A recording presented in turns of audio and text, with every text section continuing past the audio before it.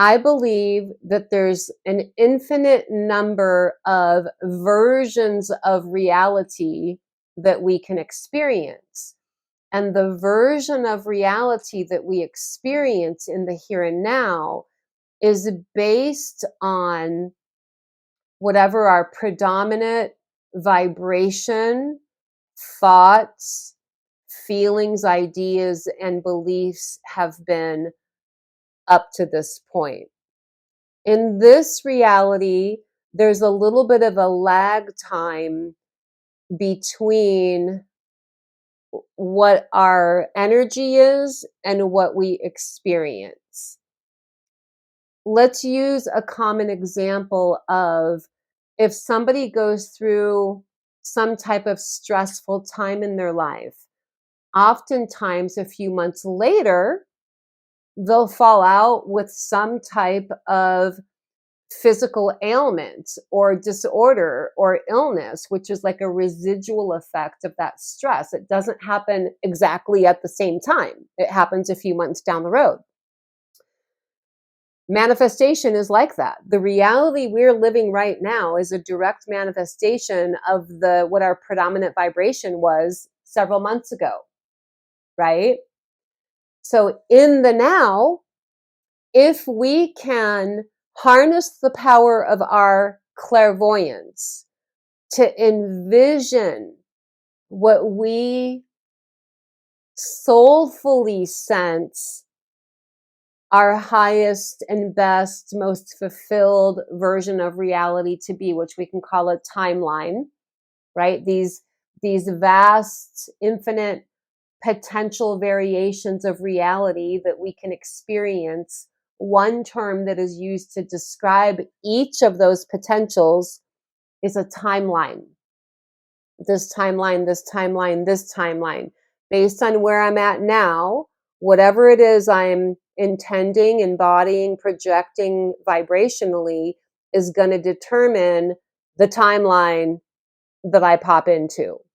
Now, this is always happening, but for most people, it's happening unconsciously. They don't know that they're co-creating with the universe. They're just embodying what they're embodying and experiencing what they're experiencing. But we can work with this intentfully to co-create with the universe, God, Spirit, our highest timeline. And the way we do that clairvoyantly is through taking the time to literally, in your mind's eye, envision yourself living the version of reality that you sense as being your highest and best version of reality. Envisioning it and feeling the energy that you imagine being connected to that is going to support it in popping into being. You can prove this to yourself by recalling a time where you've unconsciously done that. I guarantee each of you in this course has had some type of personal experience similar to that. Now, I do want to say this. It's not like this does not work for ego satiating driven things, right? It's not like, poof, I'm going to intend that I'm going to gamble or whatever. It's not meant to be used that way. It has to be something that you feel a true soul calling towards, a true inner sense of this is something that I'm meant to be doing in my life right now. So I'm going to invite you to work on that somehow.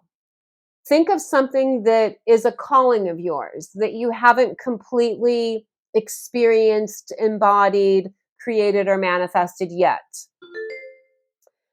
And breathe some fresh energy and life into it through envisioning yourself having already achieved it.